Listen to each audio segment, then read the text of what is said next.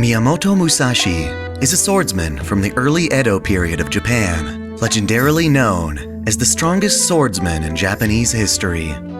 He is born in the year 1584, during a time when Japan is divided by civil war between feuding warlords.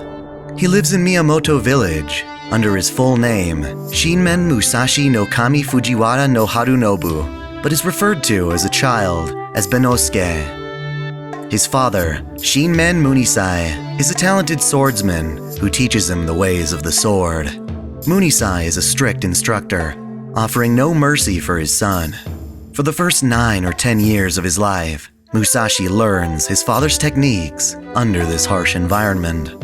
However, Munisai is killed during a duel, leaving Musashi no choice but to travel on his own, renaming himself Miyamoto in honor of his hometown. As early as the age of 13, Musashi begins a series of famous sword duels he later becomes famous for. His first duel, a duel to the death, is against a swordsman named Arima Kibe. Arima had just murdered a young child from the village and continues this streak by challenging Musashi as they pass each other on a mountain road. With only a wooden bokuto, Musashi strikes him down, killing him on the spot. By the age of 16, Musashi declares his goal of perfecting his kenjutsu techniques as the greatest swordsman in Japan. One of his earliest feats is his participation in the Battle of Sekigahara, a critical conflict between the Toyotomi and Tokugawa clans vying to unify Japan. He fought skillfully under Toyotomi Hideyoshi, even though the Tokugawa shogunate ultimately wins, ushering in the Edo period. During this new era, Musashi continues to wander Japan, dueling 3 key members of the Yoshioka clan. In the first 2 bouts, Musashi overcomes his opponents by taking advantage of their emotions, intentionally frustrating them by arriving late. With a single bokuto, Musashi emerges victorious, causing his opponents to retire in dishonor. Angered by their defeat, the Yoshioka clan intends to trick and assassinate Musashi under the pretense of a third honorable duel. Musashi catches on to this, finding it suspicious that the duel is set to occur at night. Instead of falling for their trap, Musashi watches from the bushes as his opponent emerges clad fully in armor, accompanied by guards bearing firearms. Taking his chance, Musashi rushes into the fray, taking them by surprise and beheading his challenger. He fights his way out of the estate, for the first time realizing the usefulness of wielding 2 swords in battle, a standard katana and a shorter wakizashi companion blade. He later teaches this style, known as Niten Ichiryu. Musashi's Musha Shugyo, or warrior's journey, continues as he spends a few months training alongside spear-wielding monks at Hozoin Temple. He defeats Shishido Baiken, a Kusarigama sickle and chain warrior, and confidently bests the swordsman Muso Gonosuke on 2 separate occasions. His most famous opponent, however, is the swordsman Sasaki Kojiro. Kojiro is a master of the Nodachi, a long, 2-handed sword, and is known for developing a deadly technique capable of slaying swallows in flight. The 2 arrange for a duel at Ganryu Island, and once again, as a means of disturbing his opponent's inner state, Musashi intentionally arrives hours late. In reaction, Kojiro is greatly angered, drawing his sword and discarding its sheath, to which Musashi responds, "If you have no more use for your sheath, you are already dead." Their bout is tense but brief. Kojiro rushes in for the first attack, but Musashi avoids it, and counters by fatally breaking his opponent's ribs and piercing his lungs. Upon seeing the woeful faces of officials, realizing he has killed one of the world's greatest swordsmen, Musashi vows never to participate in another fatal duel.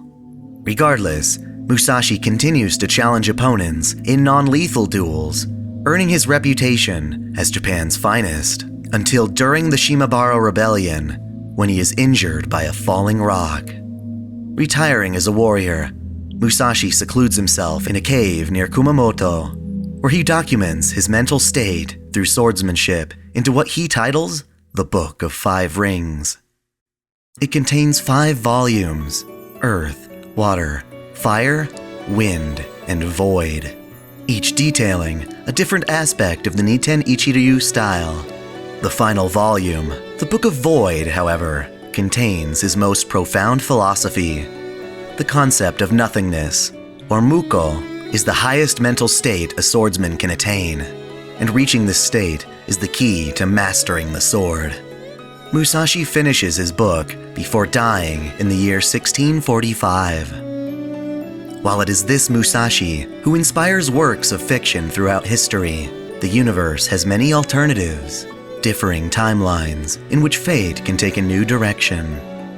In one such timeline, Miyamoto Musashi is not born as a man, but rather a woman.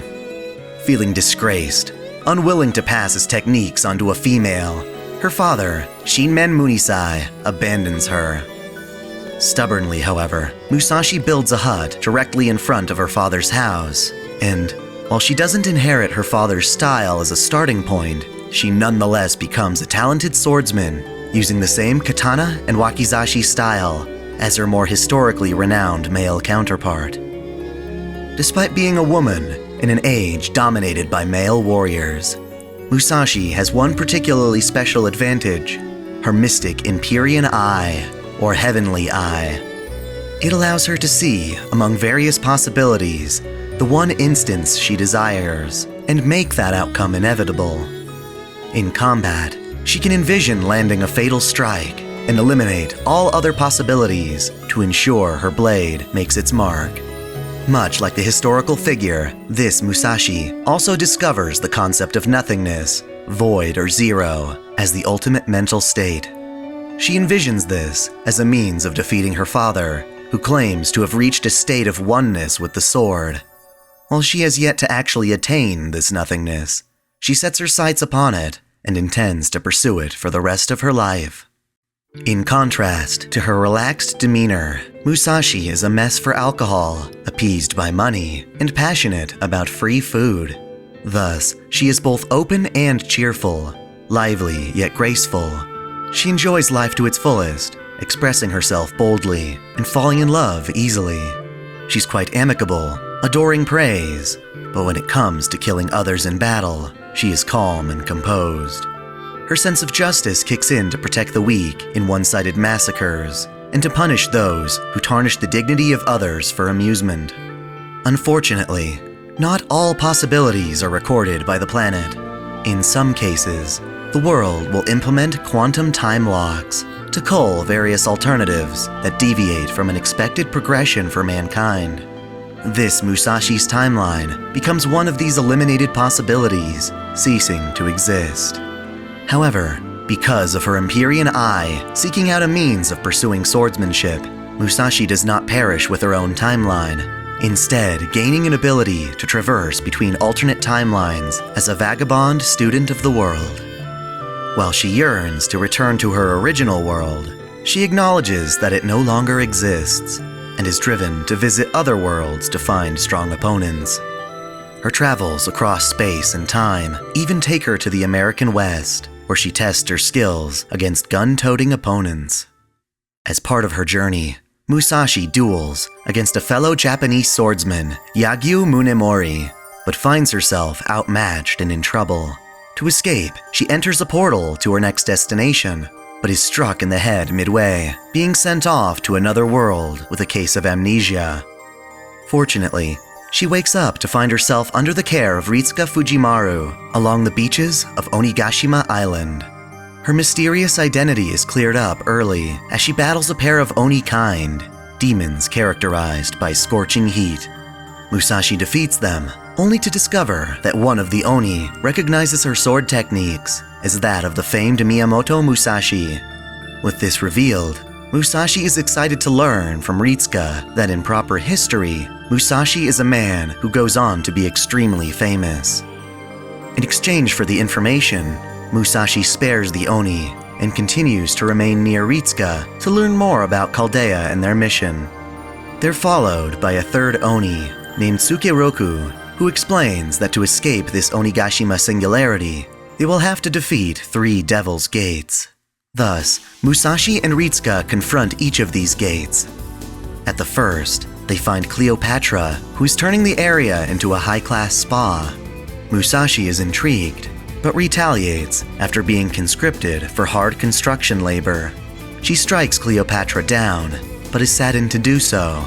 Upon learning that Cleopatra is merely returning to Chaldea as a heroic spirit, her worries are alleviated. At the second gate, they encounter Tamamo Cat, 3 of them more specifically, who all covet Ritsuka. The cats are defeated, and Musashi is surprised to hear that Ritsuka has so many acquaintances. They take a brief respite, during which Musashi demonstrates the Japanese tradition of cooking osechi, as it is fittingly New Year's Day. They proceed to the third and final gate, only to discover mysterious heroine X as their opponent. While X is certainly a worthy opponent, she is no match for Musashi's mystic eyes. On their short trek to the mountain's peak, Musashi learns of Chaldea's triumph over the Human Order Incineration Protocol. She thanks Ritsuka for winning those chaotic battles, as it has allowed her to continue traveling as a swordsman. At the top, a ray shift opens, and as Musashi is about to enter it, the Oni, Tsukeroku, ominously declares she will die, before turning into a hostile shadow servant. When Musashi strikes the Oni down, she discovers that he is actually the swordsman Arima Kihei, the very first person she had dueled, his grudges turning him into an Oni to pursue her. Either way, Musashi parts with Ritsuka, bidding them a Happy New Year.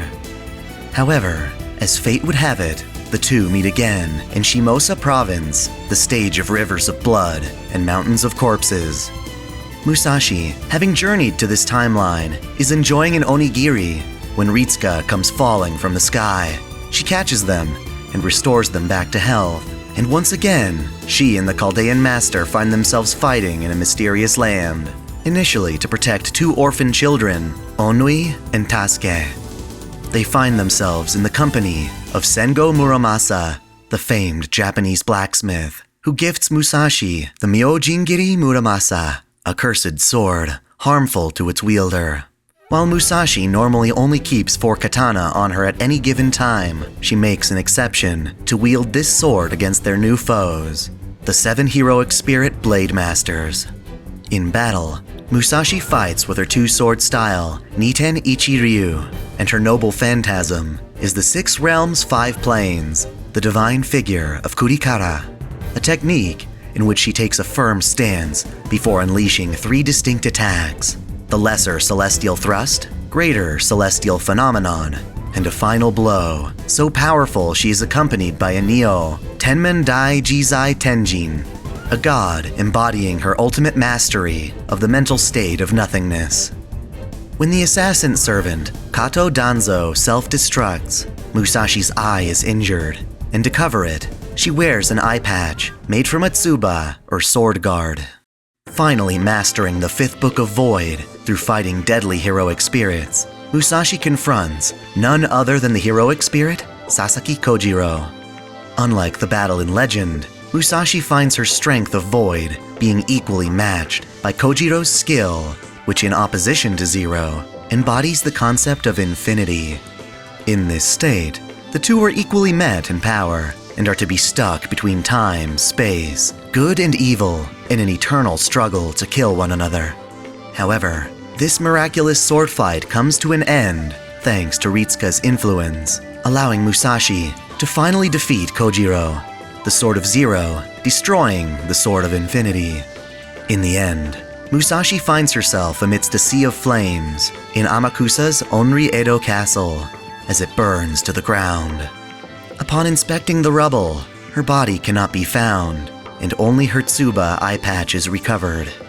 Regardless, it appears that at the end of Musashi's journey, she has finally mastered her sword style and becomes a heroic spirit who can be summoned by Chaldea. She emerges outside Chaldea's Antarctic headquarters, freezing from the cold. From then on, she happily serves as a powerful ally and heroic spirit of Ritsuka Fujimaru. The woman, whose femininity tore her from the path of legend she would otherwise embrace, forms her own legend, worthy of saving humanity.